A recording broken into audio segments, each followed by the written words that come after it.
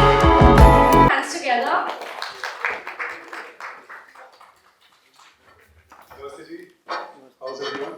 Everyone is fine. Thank you for coming over. Thank you. So, Ravi, we want to know about your character in the series. तो character trailer आपके सामने भी play हुआ है. Character एक कौन artist का कैरेक्टर है. सो उसकी ताकत ऐसे उसके बाहों में नहीं बल्कि उसके दिमाग में. उसकी दिमागी ताकत का इस्तेमाल करके बहरूपिया है. Is a master of disguises. बड़ी बड़ी सिचुएशन से, क्रिटिकल सिचुएशन से जो है अपने दिमाग की ताकत से, अपने स्किल सेट को इस्तेमाल करके वो निकलता है. So that's basically what the show is all about. All right, it is looking very promising, and we are so excited to see you in such a role, right? But अभी यहाँ पे आपसे पूछना चाहती हूँ something about your character. So what you said was absolutely correct. Partner in crime मतलब उर्वशी मत्स्या की बिल्कुल partner in crime ही है. She is a magician और जैसा कि आपने देखा वीरा का magic Right. हाथों में नहीं आँखों में है. आँखों में है. So she is the biggest distraction while the entire कांड is happening. तो बाकी चीजें I think मैं 18 नवंबर के लिए छोड़ दूँगी ताकि आप देखें. And I'm sure it will be very interesting. Right. तो मतलब जिनके पीछे कांड हो रहा है वो हमारे साथ ही है यहाँ पर. Alright, thank you so much for telling us about your characters. और अभी यहाँ पर आपके सवालों के लिए रवि और जोया यहाँ पर हैं. So we can start with the Q&As with the media and let's have the first question.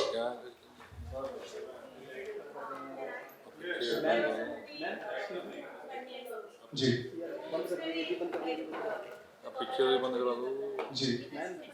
I saw the video. आपको ऐसा So, देखिए जॉनरास सिमिलर हो सकते हैं. हो सकता है कि आपने एक कॉमेडी पिक्चर देखी हो और एक दूसरी कॉमेडी पिक्चर आप देखें, उसका वो मतलब नहीं कि पिक्चरें सिमिलर हैं या उनके कॉन्सेप्ट सिमिलर हैं, उनकी टेलिंग सिमिलर. तो आई थिंक मैंने बड़े अरसे में मतलब con thrillers they really excite me any which ways as a consumer also. लेकिन यहाँ जो है इसकी टेलिंग बहुत अलग है. इसमें बंटी और बबली या किसी भी और पिक्चर जैसा कोई भी कोई भी ऐसी चीज़ नहीं, कोई भी ऐसी बात नहीं है जो सिमिलर हो. और whether it is the heavy use of prosthetics, I think in the Indian OTT space इस extent पे prosthetics का इस्तेमाल ये पहली दफ़ा हो रहा है.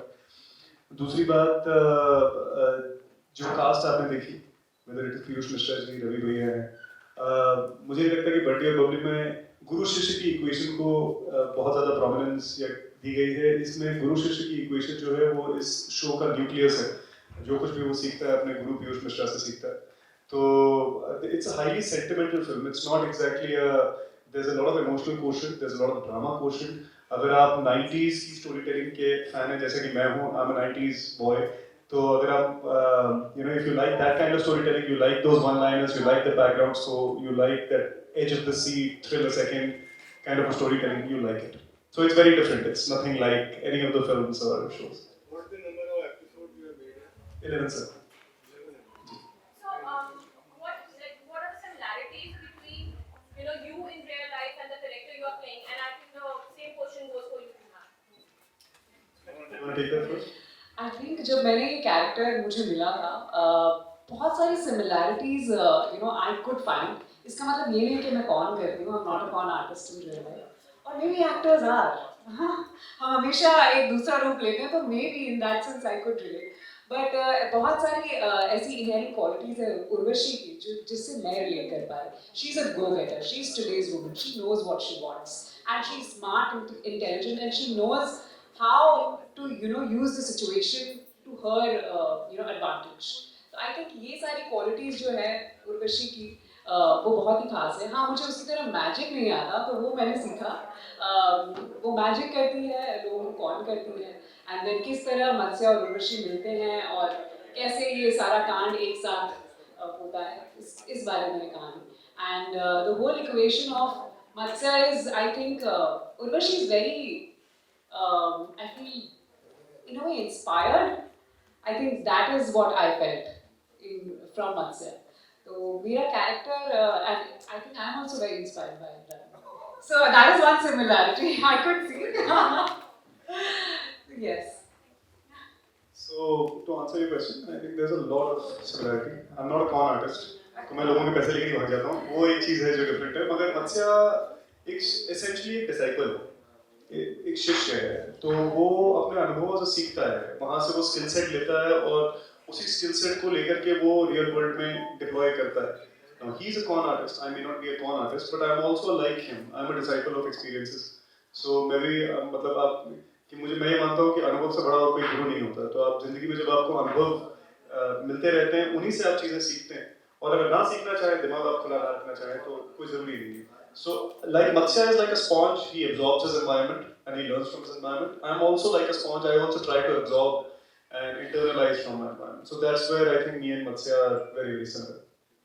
And how long does it take you to come out of a particular role that you're playing? Since when we talk about the series, or if I talk about any form of movie that is coming on Amazon or Netflix, anywhere, right? So how long does it take you to come out of that particular role and come back to your real self?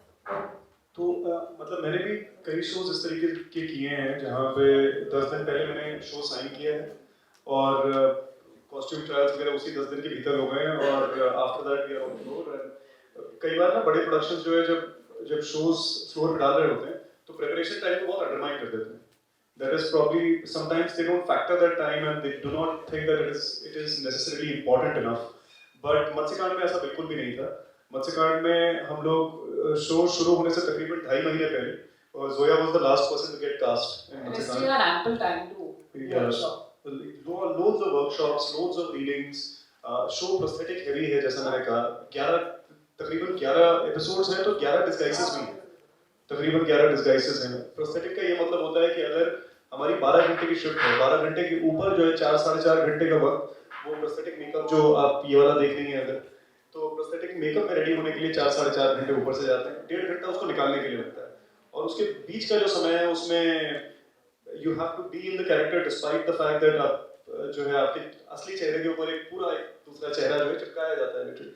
तो ये सारी चीज़ों को factor करना role से निकलने से ज़्यादा प्रोडक्शन डिजाइन से निकलना एक बहुत बड़ा प्रोसेस है इस तरीके के शो के लिए. बट निकलने के तो यार आदमी को किरदार से निकलने के लिए साल भर भी लग जाता है और कई बार आदमी किरदार में घुसने के बाद कभी नहीं निकल पाता. ये भी कई लोग मतलब किरदार ही बन के रह गए हैं. So it's a very relative answer. One last question. Since it has all the cards happening in the series, what do you think? How much impact does it make on the audience? Like of course, there's a lot of questions like criticizing the word Khan and asking you that what sort of impact. So my question is similar to you. What sort of impact is it going to have on the audience? Is it related to the title that you're asking? Both. What kind of impact is Khan going to have on the audience? I think this is meant for entertainment, and let's take it in that sense. And I feel जब हम कुछ movie, cinema, कह लीजिए web series देखते हैं, तो हम सब कुछ भूल जाते हैं. We watch it completely, हम उस वर्ल्ड में इन्वेस्ट हो जाते हैं. तो हमने कान ऐसी बनाई है कि आप अपनी दुनिया भूल जाएंगे और कुछ घंटों के लिए हमारी दुनिया में इन्वेस्ट कर दीजिए. And I am sure you will have a lot of fun. अगर आप मॉरल उसकी बात करें तो आई एम श्योर जब आप शो देखेंगे तो आपका जवाब आपको ज़रूर मिल जाएगा. बिकॉज आखिर में क्या होता है ये तो किसी को नहीं पता. कहाँ लीड करता है that you would have to. That we can't tell you. We can't tell. Okay, I have a question. Sir. There's been an explosive growth in OTT Sure. in the coronavirus pandemic. And one issue which rankles the audience is the kind of abusive language to be used. Sure. Also the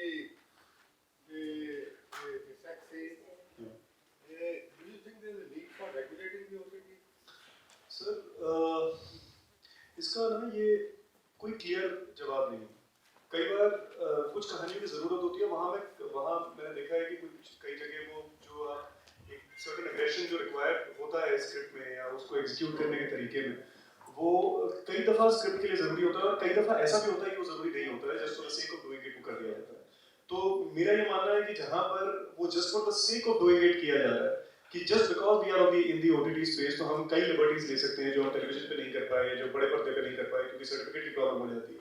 हम जो चीज़ें नहीं कर पाते थे सिर्फ इसलिए क्योंकि अब OTT का मीडियम है और इतना as you rightly said explode हो गया है, एक्सपोनेंशियली राइज हो गया है, तो हमारी जो भड़ास थी हम सारी बेमतलब यहाँ निकाल दें, स्क्रिप्ट की ज़रूरत हो या ना हो।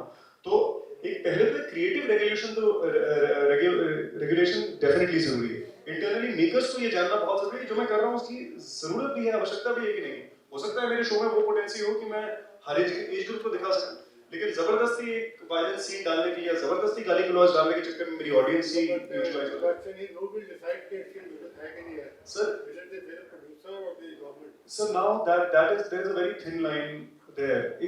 एक अच्छे मेकर पे भी, एक अच्छे मेकर को एक रिस्पांसिबल सिटीजन की तरह बिहेव करना चाहिए और हमें एज एन ऑडियंस भी एक अच्छे मेकर पे उतना भरोसा रखना चाहिए कि अगर हम अपने जीवन को जिम्मेदारी के साथ जी रहे हैं, अगर मैं आप लोगों के सामने एक सभ्य व्यवहार करने की पूरी कोशिश कर रहा हूँ और मैं आप लोगों को आदर दे रहा हूँ और आपसे मुझे वो आदर मिल रहा है, तो हम लोग दो रिस्पॉन्सिबल सिटीजन जो एक कन्वर्सेशन में एंगेज हैं, उसी तरीके से मुझे मेकर पे भी वो भरोसा रखना चाहिए कि वो भी एक जिम्मेदार सिटीजन है और मेकर को वो जिम्मेदारी बखूबी निभानी चाहिए। So that's what I think.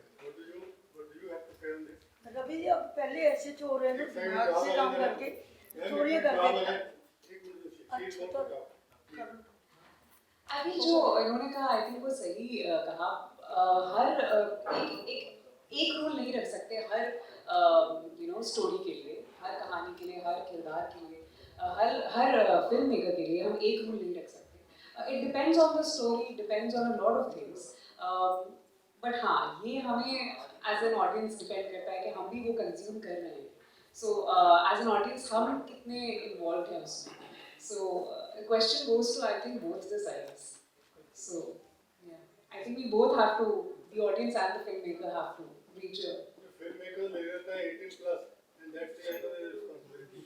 The question is at your home, you have your kid, your wife, your sister, they all sitting in front of the. वो तो रेगुलर मैक्रो जिम्मेदारी है, एक तो मैक्रो जिम्मेदारी है, एक सामाजिक जिम्मेदारी है, एक हमारी जिम्मेदारी जो है एक माइक्रो जिम्मेदारी भी है, न्यूक्लियर जिम्मेदारी एक है। There is a responsibility that we have, I have purely towards my family. अगर मेरा बच्चा है, छोटा है और मुझे पता है कि उसको ये फलाना, छोड़िए टेलीविजन की बात छोड़ते हैं, क्रिएटिविटी की बात छोड़ते हैं, कि उसको चॉकलेट नहीं खानी चाहिए, तो मैं क्या करूँगा? मैं फ्रिज के बाहर चौकीदार तो नहीं बिठा सकता। हाँ, मैं ये जरूर कर सकता हूँ कि जब तक मैं घर में नहीं हूँ उस फ्रिज को मैं लॉक कर दूँ, या मैं जब तक हूँ मेरा ध्यान उसके ऊपर रहे कि भैया तेरे को वहाँ पे नहीं आना, ये चीज़ तेरे लिए ठीक नहीं है, कम से कम अभी ठीक नहीं है। ग्रो अप, गेट बेटर, तेरे दूध के दांत टूट जाए उसके बाद खानी शुरू कर चॉकलेट। तो आई थिंक एक सामाजिक जिम्मेदारी है। कई बार कुछ चीज़ों को रोक देना सही होता है और उस चीज़ से मैं सहमत भी हूँ कई जगह पे। कई बार उनको रोकना नहीं, एक न्यूक्लियर जिम्मेदारी पे भी भरोसा रखना, एक माइक्रो जिम्मेदारी पे भी भरोसा रखना, वो भी थोड़ा जरूरी है। So I think we are also responsible citizens and we collectively are a responsible community as well. So that's maybe my two bits. How do you take criticism? I take it well, I think. I go back and reflect on it and I try to kind of apply the things that I have learned in my life. Ravi, इस character में experiment करने का कितना मौका मिला? हर किरदार के साथ एक्सपेरिमेंट करता है जब कोई भी सेलिब्रिटी किरदार को निभाता है। प्लस आपके अकॉर्डिंगली बेस्ट पार्ट आप किसको मानते हो इस कैरेक्टर के दौरान जो आपने प्ले किया? इस कैरेक्टर के दौरान बेस्ट पार्ट तो मतलब मैं सबसे बड़ी बात जो अगर आप मुझसे ये पूछ रहे हैं कि शो का हिस्सा रहने में सबसे अच्छी बात क्या थी, तो मैं कहूँगा कि कंधे से कंधा मिला करके पीयूष मिश्रा जी, रवि किशन जी, नावेद असलम जी, राजेश शर्मा जी, जोया अफरोज जी, मधुर जी, so all these people, I've had this fantastic opportunity of working shoulder to shoulder with all these fantastic artists. That's the greatest part of I've had this opportunity to play all these disguises in one.